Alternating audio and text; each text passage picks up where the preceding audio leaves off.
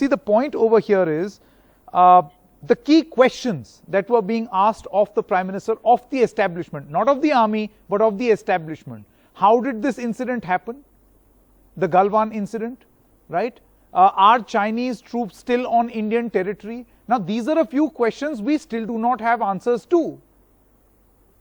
You know, Sanket, the obvious answer to that, and I'm not getting into the politics of this, is if you look at the fact that for 2 months, we have had this standoff at the LAC. This is not something the government told us about. This was not something the Ministry of External Affairs announced. And yet, Correct. 2 months later, what was the latest statement the MEA gave us on June 26th?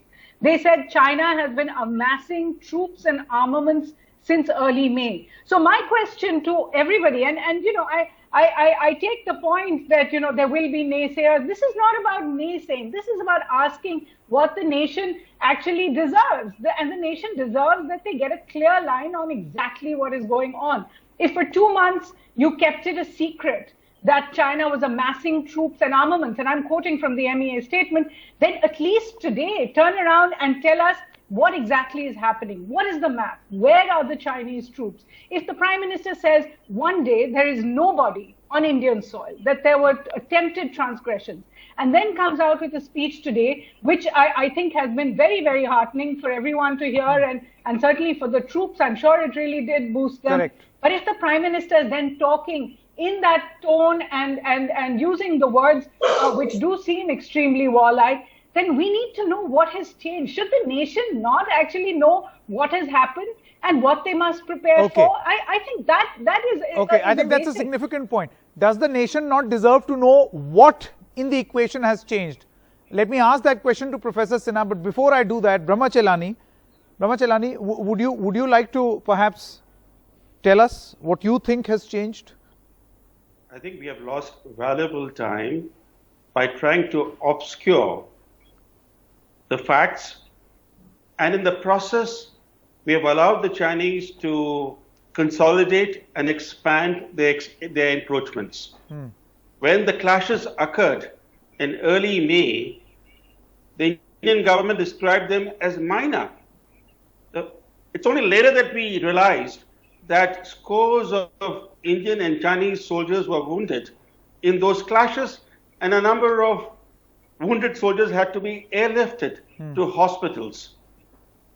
So throughout the month of May and in the first half of June, the Indian government sought to downplay the developments along the border with China and sought to obscure the truth. Okay. Until the fatal clashes of June 15th made it impossible for the government of India to continue on the same path. Because once there were fatalities, you could no longer suppress the truth.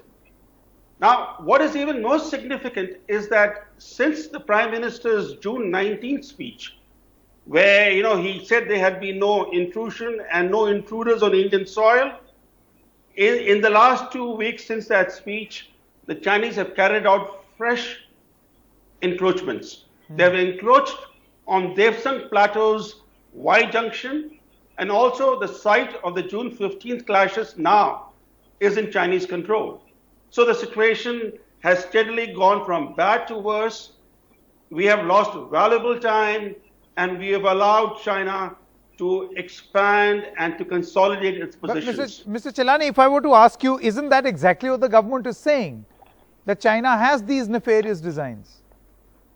This is exactly what the government says, briefing after briefing. Well, the government of India was not saying that in its briefings. It may be now willing to admit that. But for weeks on end, the attempt was to play down the situation, to say that things were under control. Okay. When in fact, the opposite was happening. When the Chinese were beefing up their force deployments, they were making fresh... So we wasted crucial time.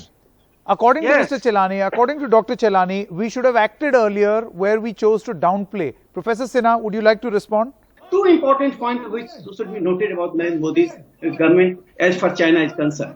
One thing, that This government has given free hand to army. And it is not after the Galwan Valley conflict, before that. Second important thing is that we are matching China not in terms of only military, Okay. diplomacy. The kind of friendship we are creating, that diplomacy without your power, that Modi has propounded that.